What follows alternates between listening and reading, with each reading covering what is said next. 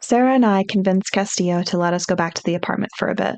If Zen is paying attention to me, it'd be strange if we suddenly weren't there for long stretches of time. I'm sure it is a little dangerous to be here, but it's far from the worst place in the city. Oh, okay. Right, I forgot you slept like this. Here, I'll go grab the rope again. Sarah's been really quiet, even with Martio meowing and trying to get attention from her. She keeps glancing at me like I'm keeping a secret, and I guess it's true. I am. I have to go back to Zen and I can't tell her about my mission. But I also can't tiptoe around her feelings. I get dressed and then stare at my reflection. Did I really do all this? Is it my fault? I mean, if it wasn't you that Zen would have asked questions, it would have been someone else. And who knows, maybe the other person would have given like really messed up answers and we would be in a far worse scenario, although I'm not sure what would be worse than people being vaporized left and right. But I guess a good motto to have is it could always be worse. Maybe. I mean, it's only been 6 people so far, and more than that die of natural and unnatural causes every day.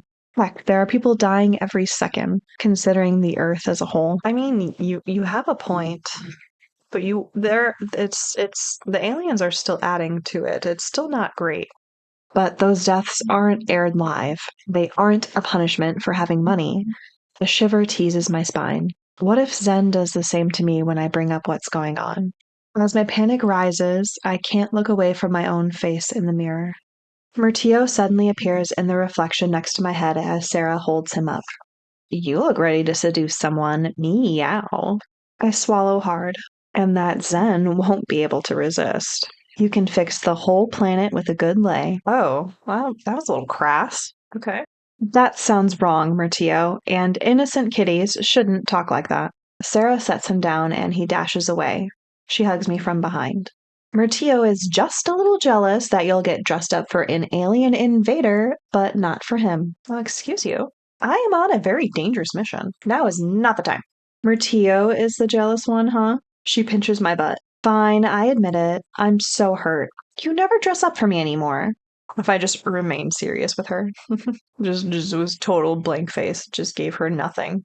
I smile slightly. We can fix that when I get back. We'll do something a little fancier than the usual pajama party.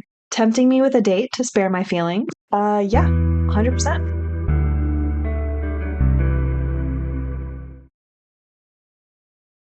She falls on the bed with her hand over her forehead, clearly attempting to be dramatic.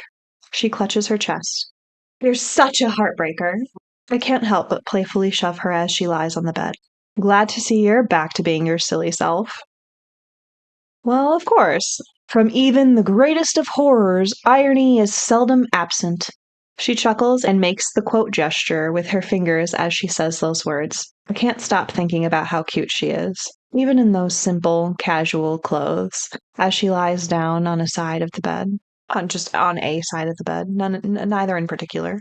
Focus, Ekiya, focus. Where did you hear that? Sounds familiar. It's a quote from H.P. Lovecraft. I thought was appropriate. It definitely is. I take a deep breath and mentally prepare myself.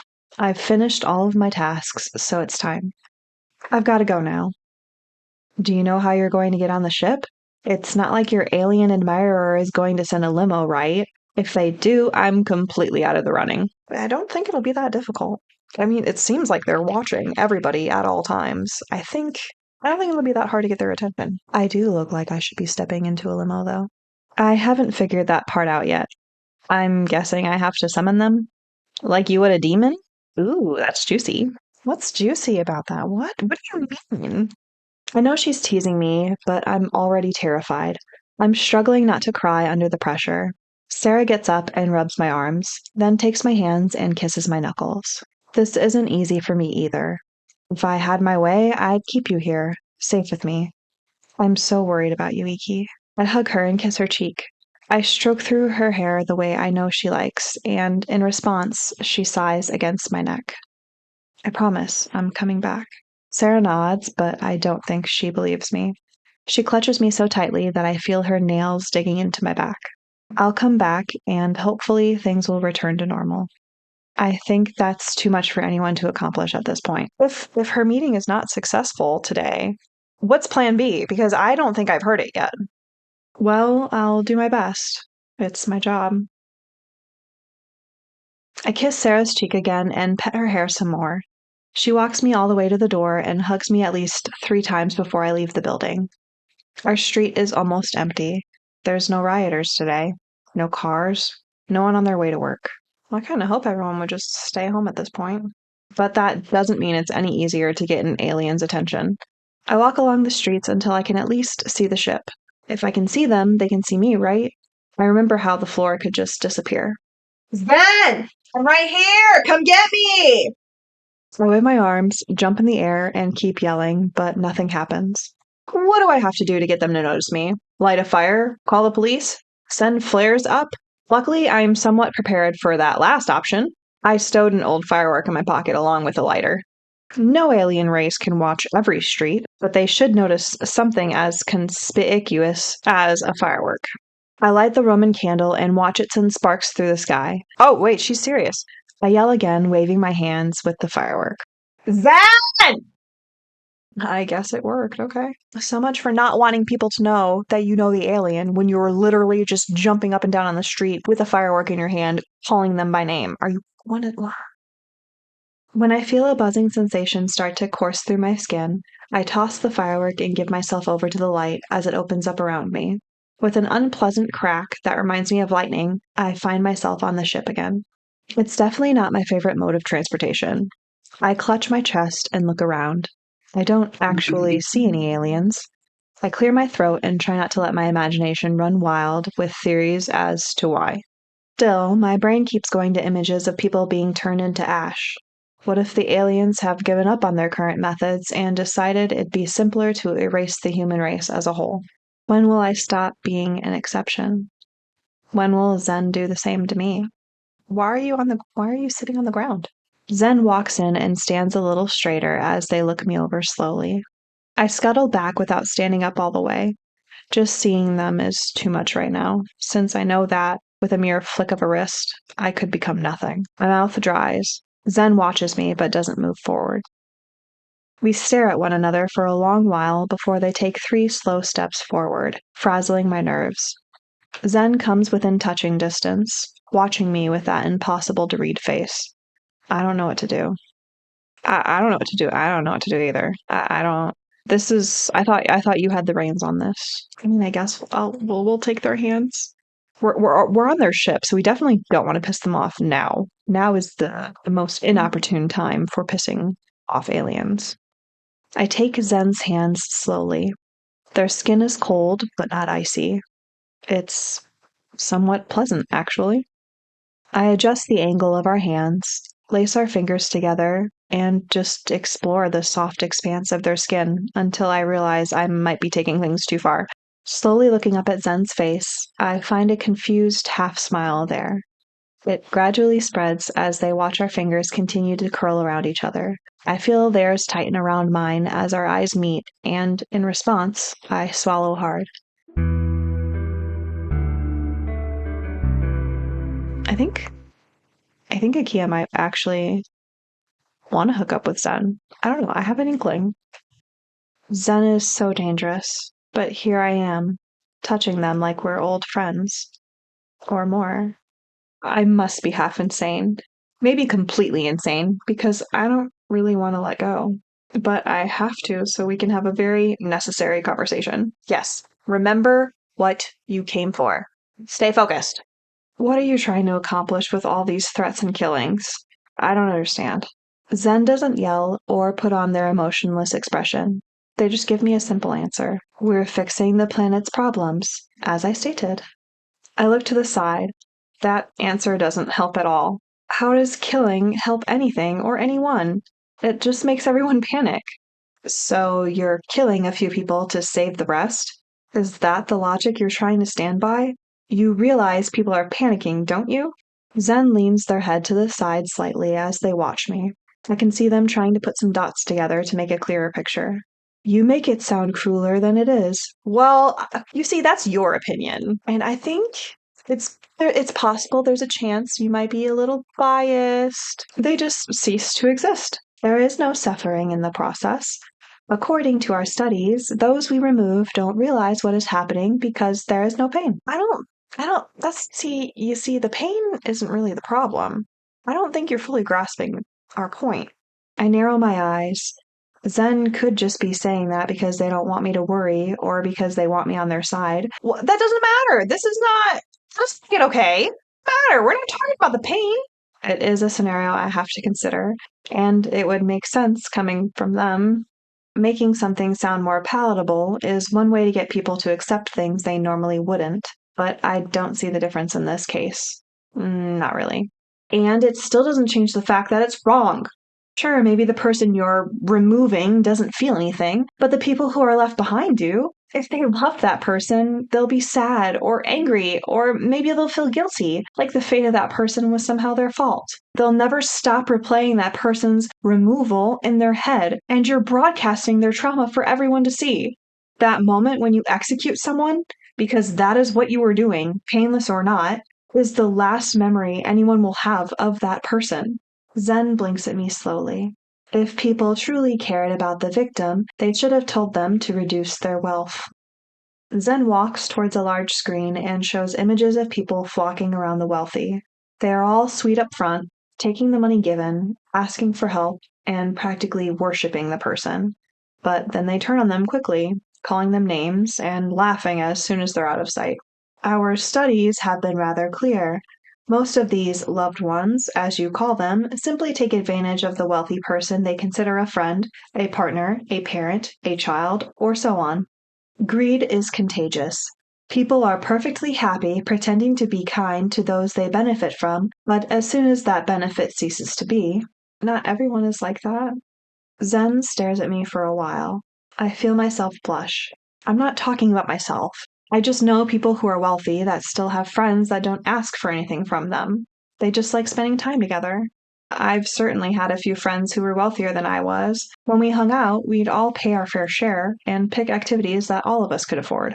You can't learn how a whole population acts just from a few videos.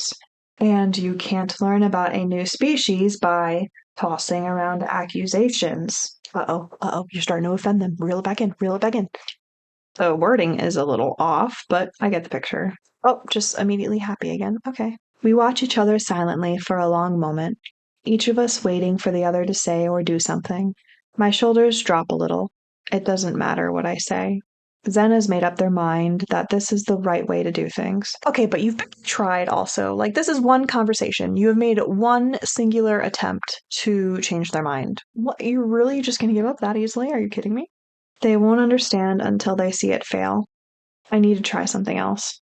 So, the thing you do to people, it's really painless? If that's the case, why do they get so afraid? I believe that has to do with your media, specifically invasion movies. But it is painless. If the person doesn't see it coming, there is no response. They simply cease to be. Do you know what happens after they cease to exist? Zen puts their hands behind their back and studies me carefully. You are very interested in our technology. Well, these are some fair questions, are they not? No, I'm interested in my people, humans, and what's happening to them. If they're just gone, well, they can't disappear completely, right? There has to be some laws of physics or something in place. Zen nods. We do not know what truly happens to them. They don't appear anywhere else in the universe, though, as far as we are aware. We have tested that to the best of our ability. Oh my gosh. If they are really just are transporting all of these people into like a random galaxy just billions of light years away, honestly, that'd be kind of funny. We believe that they simply become a more pure form of energy, no longer bound in a shape we recognize. So it's the energy that can't be created or destroyed thing? Zen nods. Only changed. The loss of the mortal shell is not the end of life or energy. I need to keep Zen talking. All right, when will it end? Zen considers that, eyes blinking in the way that still gives me goosebumps. We plan to continue until there is no difference between social statuses. When all have the same opportunities, we will be done. Good luck with that. But that's impossible, isn't it? Someone will always have a little more. Someone will always know someone or have some other kind of advantage. There are so many more factors than money that play into this. Do you actually mean that? For every single person on Earth? Zen nods. That's impossible. I am aware that not everyone will have the same monetary amount or motivation. However, everyone will have a fair chance. The difference between people won't be as extreme as it is now. All right, how do you know you're right? How do you know this can work here on Earth where things are different? And how can you be so sure you have the correct amounts regarding everyone's wealth? Zen folds their hands behind their back. We have access to all the information in the world. Do you, though? Do you know it's right? But that's impossible. They motion for me to explain, but I take it the wrong way. I jump a little, expecting my body to go all misty. Doesn't. I take a slow breath. It's not all online or stored in phones. There are places that exchange goods through verbal contracts. Things like that shouldn't be able to be traced. And then there's groups of people who don't want or use money at all. They just trade or collect things for the whole village or group. Zen continues to watch me. So, for example, what if someone promises to sell his house to his son for only £1 just a few hours before the deadline? Or if someone else gifts his land to a different community? That's not in any computer. How do you take that into account? Oh no. Oh, they got really close very suddenly. Zen nods once, then takes another step towards me, lowering their voice. We are very skilled at discovering truth. Humans are easy to read. When they lie, they provide signs. Oh, that doesn't bode too well for me now, does it? I swallow hard. Do ulterior motive count as lies? I might be in trouble here. Well, I guess for the final question, this won't work. There will always be someone who has more than someone else, if not in money, in other things, in social standing, in networking, in family history, in privilege. It's a losing battle, and people can always assign worth to something else.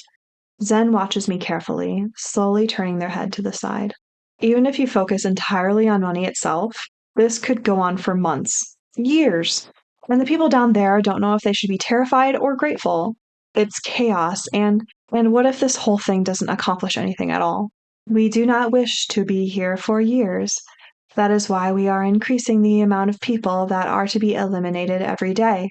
Once there is an even distribution of funds, we are done.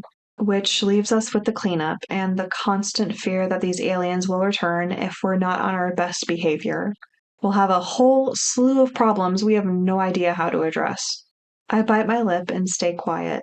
There's no point in sharing that. Zen slowly looks me over. Those big white eyes drink me in. I feel like I'm being examined and measured instead of complimented. I feel that you have come here for a specific reason. Oh, you better tread carefully. You better tread carefully, girlie. Fear boils in my stomach. I don't know what to tell them. I don't know how honest to be. I don't know how to do any of this, which is why the M16 should have sent someone else. These aliens never should have taken me in the first place. I'm a mess. I'm the worst person to be at the center of all this. Zen's hand ghosts along my face. Not exactly close enough to touch, but close enough that I know the intention. Ooh, okay. I'm not really sure what direction this is headed in. What is your purpose? What is... I feel something is wrong. Obviously, because I'm supposed to be a spy, and spies that reveal themselves get killed. I still don't know where I stand on this whole issue, which side I'm on, or what I should be doing. But I do know that if I tell Zen my real purpose, I'm done. Yeah. Don't freaking do that. This entire situation is just way too stressful. I would have crumbled a long time ago. Which means I need to redirect this conversation, avoid lying, and somehow justify my fear on top of all of that. I take a slow breath. You know, I would say, yeah, we'll just say we're a little curious about them. I feel like they're pretty dead set. I don't think asking them to stop is going to be productive. We kind of already did that, right? So you know what? We'll just we do need to get to know more about them.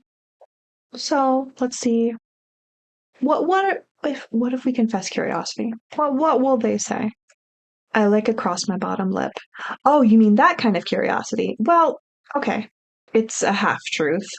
I know how cold Zen is, how regimented, controlled, and focused on tangible measures they are, but I've seen instances of more, and that more is intriguing. Is it intriguing or just terrifying?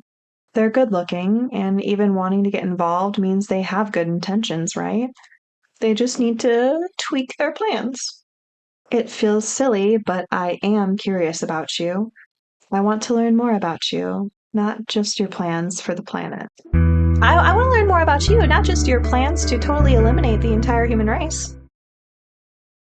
I shuffle my feet and laugh once I see the surprised look on their face. Zen's lips are parted, revealing two tongues. Their eyes bulge slightly. Oh my goodness. I guess double the fun. I suppose. Why why do you laugh? It's the first time I've seen a genuine expression on your face. It's clear Zen doesn't understand what I mean at all, but they take a step forward. I feel their hand brush over my cheek, cool and soft. It's refreshing, so much like a cool lake in summer. That actually sounds quite nice. They're gonna do it. They're totally gonna do it, aren't they? And why do you wish to know more about me? Or is it my kind that you're curious about?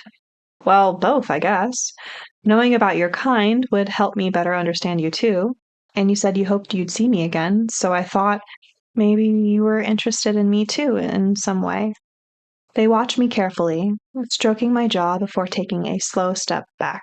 I should probably go now. Wait, you just said you wanted to to know more about them. You're leaving? What? I should probably go now. I know this was a quick visit, but I can't stay up here all day.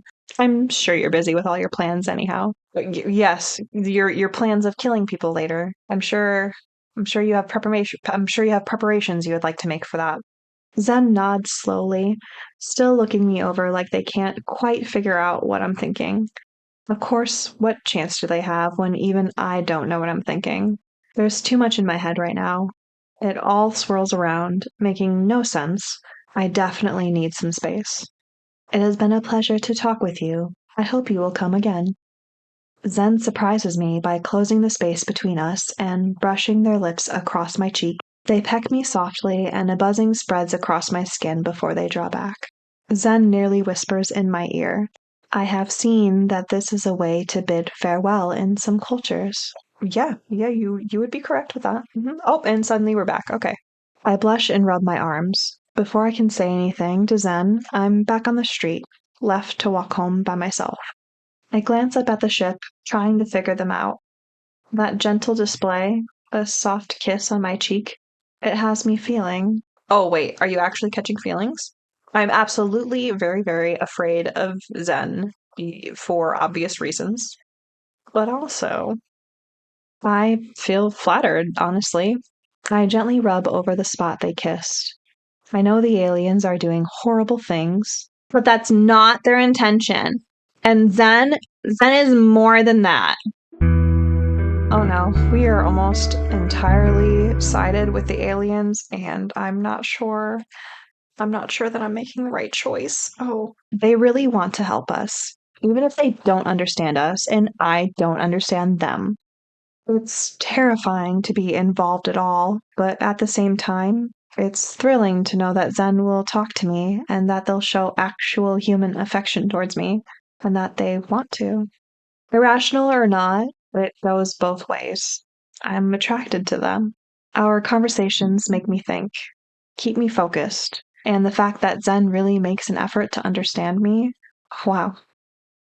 Oh crap. I forgot I was about to be on my way home to Sarah. Whoops. I get back to the apartment and Sarah flings herself into my arms, hugging me. She kisses me full on the lips, squeezing me so that I feel every line of her body against mine. When she draws back, I stare at her for a long time. Sarah swallows as she untangles herself. I was so worried that something happened to you. Oh, indeed. And I might, well, having you gone and everything. Meeting with an alien, no less, and I rub her shoulder and realize she's shaking, so I guide her to the couch and sit her down. Taking her hand in mine, I nod for her to keep going. Take your time. Sarah looks at our hands. I just need to get it out there. I have feelings for you. I like you as more than just a friend. I don't feel that. Don't we already know this? I know it's stupid and ridiculous to come out about it now because we've been friends so long, but you make me feel good and valued and wanted, which I guess is what friends do too, but it's more than that. I mean, friends don't constantly think about kissing their besties or seeing them naked, right? We literally sleep in the same bed together in our underwear for 2 years. I open my mouth a few times, but nothing comes out. This is pretty hard to process on top of everything that happened up in the ship. I mean, I always noticed how you behaved around me, but I thought I was reading into it, that you were just overly comfortable with me. You've always been so playful and flirty, so I just assumed it was your personality. I figured, and for what it's worth, I'm sorry for dropping this on you, now of all time. There's nothing to apologize for. I just need to think right now. This has been a big day. Sarah nods. I saunter over to the fridge to grab a snack and am met with an empty abyss. I turn to Sarah, who simply shrugs and says, "Sorry, I was so worried about you that I might have eaten everything we had left to calm my nerves. Damn it. My stomach is growling like a pack of wild lions. I haven't had a decent meal today." My stomach chimes in with a loud rumble, as if to confirm my statement. I have a brilliant idea. Let's go out and treat ourselves to that fancy Indian restaurant nearby, the Taj Mahal. Really? You want to go there? Of course! You've been talking about wanting to go there since you moved here. Yeah, but there's a reason I haven't gone yet. It's crazy expensive. Well, I heard a rumor that with everything going on, they've recently slashed their prices in half. Who knows, maybe today it's even cheaper. I don't know. With both of us being unemployed, it might not be the best idea. Do you remember what's happening right now? Sarah comes closer and snaps her fingers near my face, as if to wake me up from a trance. Ekiya, snap out of it! Stop pretending that the world hasn't changed in the last few days. I just confessed my feelings for you, so let's consider this a date. A chance for us to get to know each other better. Don't you guys already kind of know each other pretty well? A date, huh? Like a roleplay thing? Exactly. It'll be fun, and a great distraction from reality. I ponder the idea for a moment longer, unsure of what to say, but then I realize that, now more than ever, we should live in the moment and enjoy life while we can. Who knows what tomorrow might bring? Maybe tomorrow that restaurant won't even be around anymore. I give Sarah an enthusiastic look and say, "Yeah, let's do it. Yeah, go eat some delicious food." Oh my gosh, Sarah, I absolutely love that outfit. Oh my gosh. We both quickly get ready, donning our fancy attire. I call out to Sarah to see if she's ready. When she appears in front of me, I'm left speechless by how stunning she looks in her elegant and sexy black-laced outfit.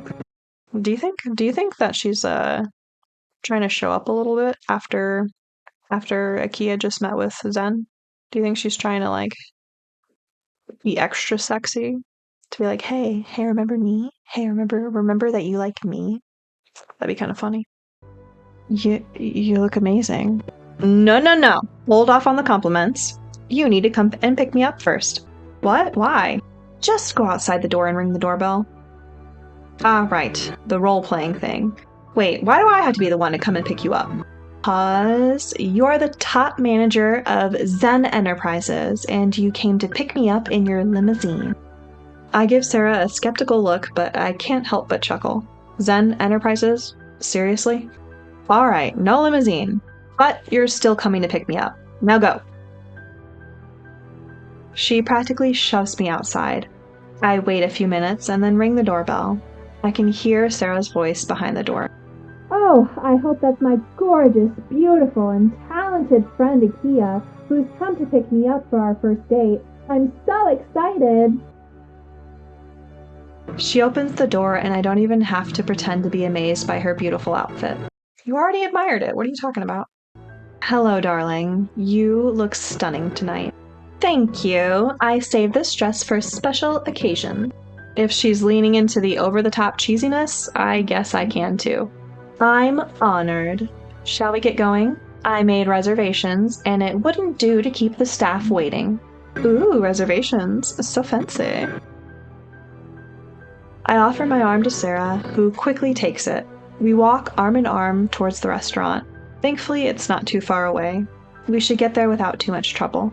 That's good. I'm glad things have calmed down for the night. As we walk, we see many closed shops along the way.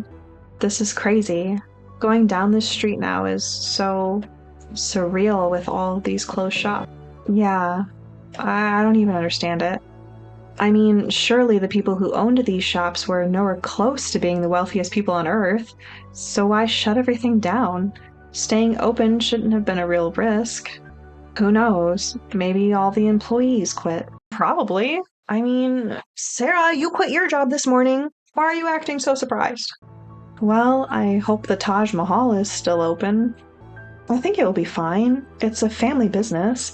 They became successful, but they started from humble beginnings. The owner is the son of immigrants. Wow, you know the whole story? Yeah, that's why I wanted to go there. I mean, besides the good food. I've always admired people who came to the UK with nothing and became successful through hard work and passion. Became rich, you mean? Well, rich, but not too rich. I do think there's a difference, but the way Sarah replaced the word successful does have me feeling a little hypocritical. I want everyone to be able to have a decent life. We finally see the Taj Mahal and it's all lit up. Sarah jumps excitedly, almost scaring me in the process. Yeah, it's open! Let's go! We enter the fancy restaurant and I immediately notice that there aren't that many waiters. Under normal circumstances, there'd probably be at least double the amount, maybe even triple. An Indian person comes forward and smiles at me. My apologies. We're still open, but there may be a longer wait than usual tonight. That's okay. I appreciate that you're willing to serve food still. Did a lot of people quit their jobs? Yes, unfortunately. It's mostly just my family and me still working at the restaurant. It's fine. I've waited 6 years to come here. I can wait a bit longer. The waiter smiles at my joke and we sit down. While we wait for the menu, Sarah finds my hand on the table and touches it. She wears a sweet smile on her face. So, Miss CEO, what do you think of our date so far? It literally just started. What are you talking about? Miss CEO? Haha, what are you even saying? Should I call you Miss Zen? You are mentioning Zen a little too much. A little too much. Ew, no. Just call me Ekiya. As you wish, Ekiya. So tell me more about yourself, Sarah. What do you want to know? Everything. What do you do? Where do you live? What are your favorite things? Everything. Well, if you must know, I'm the daughter of a duchess. Really? That's impressive. How does that affect your life? Well, it has its perks. I get to attend fancy events and meet important people, but it also comes with its own set of expectations and responsibilities. It can be quite overwhelming at times. I can imagine. So, do you live with your parents, or are you on your own? I live on my own. I wanted to experience the real world and make my own way. I can respect that. And what do you like to do in your free time? I love to travel. Seeing new places and cultures is my favorite thing to do. And I also enjoy reading and playing the piano. Wow, you're quite the Renaissance woman. I'm impressed. We receive our menus, and I see that Sarah was correct. The prices have dropped even further. If a fancy restaurant like this has such low prices, what are fast food prices like now? Well, they're probably not open. I imagine all of their workers probably quit. I don't think any fast food business is family run. They'll be giving away food for free at this rate, or even worse, paying people to take it. It feels strange, almost like a dream. What's with that face? Nothing. I was just looking at the prices. They're unreal. Sarah nods in agreement. Yes, but it makes me think. I mean, this is probably how rich people feel all the time. For example, take this. Vegetable samosa, 30 cents. It's nothing. Oh, you're right, that really does put it into perspective. Yeah, I get what you mean. For rich people, going to fancy restaurants like this must feel like how we're feeling right now. Everything must feel so cheap for them. It's easy to lose touch with reality. I mean, I'm about to order the 3 most expensive dishes and drinks this restaurant has to offer, and it's way less than what I paid to celebrate my birthday last year. When you got that giant ice cream with multiple toppings? Yes, it's crazy just thinking about it. We place our orders, and the night goes on smoothly. We still talk about things related to recent events, but it's much more relaxing than it would be if we were having the same conversation at home, sitting in front of the TV and watching the news. I feel that. This was a really good idea. Thank you, Sarah. You know I'd do anything to make you feel happy. Sarah blushes and looks down. It only lasts for a second or two before something catches her attention. She looks up and her eyes widen. Then she moves her head closer to mine and cups her mouth with one of her hands as she whispers to me. Don't look now, but Mr. and Mrs. Smith just walked into the restaurant. I whisper back, trying to conceal my shock. What? That corrupt politician and his wife? Yes. I still can't believe that they're not behind bars. Well, they never found any concrete evidence, even if half the nation knows that he's guilty. I respond, shaking my head in disbelief. See, this is something I really can't understand. He was already a politician. He was probably earning, I don't know, but surely a really good salary. Probably at least 7 to 8K pounds, plus the expenses they can claim. Exactly. He was already earning a good amount working a stable job with no particular risks. And yet he still decided to make deals with shady people for more money and power. Sometimes I think Zen might be right. Us humans are lost. Knowing you're the proof, baby cakes. No, and you're the proof, Sarah.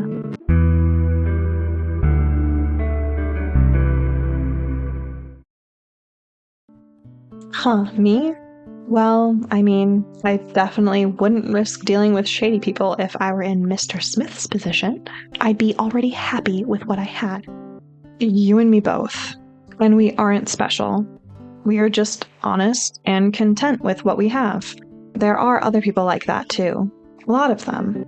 But it's also true that people like us are never going to be on top. Because we exist, so do people like the Smiths. The rich get to take advantage because we aren't willing to stoop to the levels they do. And since they make the rules, it only gets worse. Yeah. Wow, way to just put an entire damper on dinner. The discussion has put me in a foul mood, but Sarah is quick to notice. We are already at the dessert course, so she signals for the check. I'm eager to leave Mr. and Mrs. Smith behind us. While we wait, Sarah starts to speak excitedly, a hint of cunning in her tone. Do you remember Uncle Zach? You mean Zachary? Your crazy uncle? The uncle who thought he was abducted by aliens? Oh, I see why you're bringing him up. Yeah, that one. He was so sure that aliens were already among us. And you all made him think he was crazy, didn't you? I remember. You told me that story many times. He was obsessed with it. He was convinced that politicians and everyone else in power were actually extraterrestrial beings. Okay, maybe that one's unfounded. But the first one! Oh yeah, I remember. He always went on about the different types of aliens. Reptilians, insectoids, crystal something. Haha, right. But what if he was onto something? What if Zen is secretly here to destroy aliens who previously colonized our planet? Her eyes sparkle with mischief. Sarah, I think you're getting carried away. Come on, it's a possibility. I mean, if there's something we've learned over the last few days, it's that anything can happen. Alright, I'll give you that. Still, Uncle Zach's theory seems like a bit too much. Sarah's expression suddenly shifts and her voice stammers with excitement. She urgently gestures behind me, whispering in hushed tones. Politician, Mr. Smith, his skin is falling off and there's a snake-like face below it. Sarah, now is not the time. Without hesitation, I turn to see the middle-aged man staring back at us with a confused expression before muttering something unintelligible and returning to his meal. Just as I begin to feel uneasy, Sarah bursts into laughter and declares, I got you. You. Kia, you were kind of gullible for believing that one, honestly. I can't help but join in her amusement, grateful for her sense of humor and ability to lift my spirits even in these darker moments.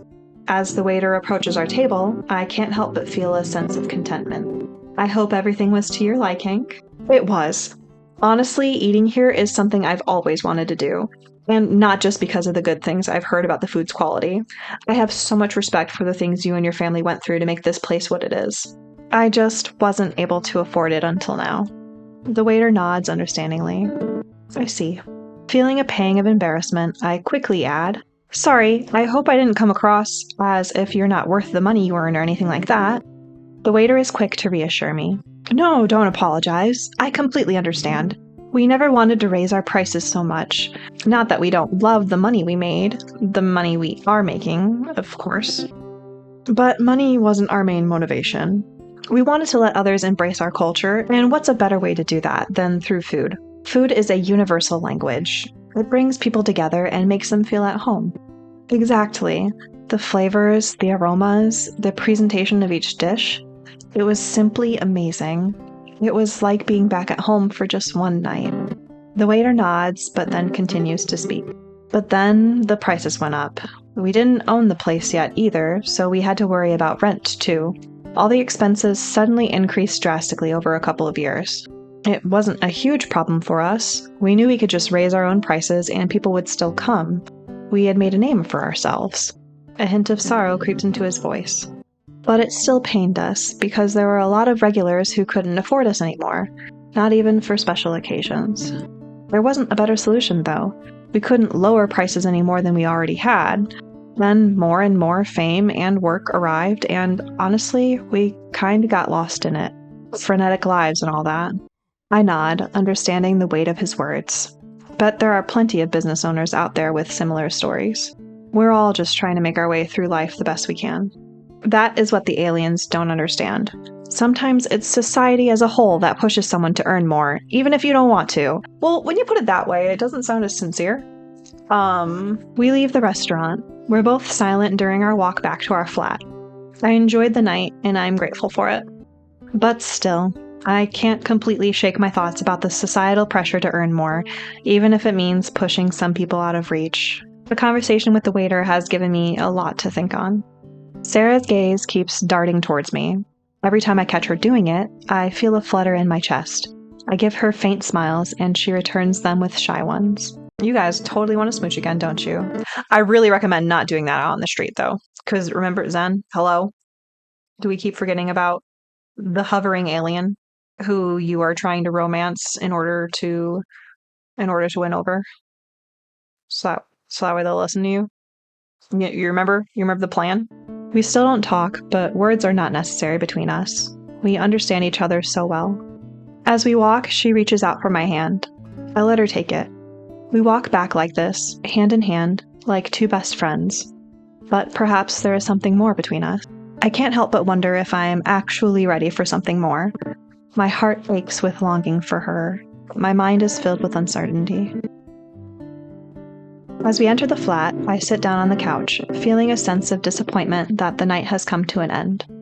I'm sure it was nice to escape for a little while. It sounded like you guys had a really nice time, honestly. And those seem like they will be few and far between from now on, so soak them up while you can. It was like a dream, and now I'm back in reality. It's a bit shocking. I can't help but feel a bit lost. But then I look up at Sarah. She cups my face and smiles reassuringly. I take a deep breath and try to shake off the feeling of disappointment. "Sarah, about the kiss." She cuts me off by placing a finger over my lips and then shakes her head. "Shh. You don't need to tell me anything now. We're both tired. We need to sleep." Okay, I mean, sure, yeah. It's been a long day. I can't argue with that. I'm always ready for bedtime. Her voice is soft and soothing. I instinctively relax and nod in agreement. No matter what, I want us to remain friends. I'll sleep on the couch tonight with Martillo to give you some space. What? Okay, that's weird. We sleep in the same bed for 2 years as roommates, and suddenly we go on a date and you want to sleep on the couch and to give me space? What? Don't be silly. I'm not being silly. Not this time, anyway. You need it, Ekiya. Don't fight me on this. Sarah is probably right. I don't know how she always seems to understand what I need better than I do. Wait, that's what you're gonna sleep in? You're gonna sleep in some jean shorts? That's what you change into after a long night, are some jean shorts? What? I wish her good night and we go our separate ways. After brushing my teeth, I head back to the kitchen for a glass of water. As I turn around, I see Sarah on the couch, already asleep. She's in a deep slumber, and Myrtio is snuggled up next to her, sleeping too. It's such an adorable sight that I can't help but stare at them for a moment before deciding it's time for me to go to bed too. But sleep doesn't come easy. Not with everything going on with Zen, our planet, and now Sarah. How am I supposed to make any kind of decision with all that on my shoulders? Hey, don't forget Agent Castillo either.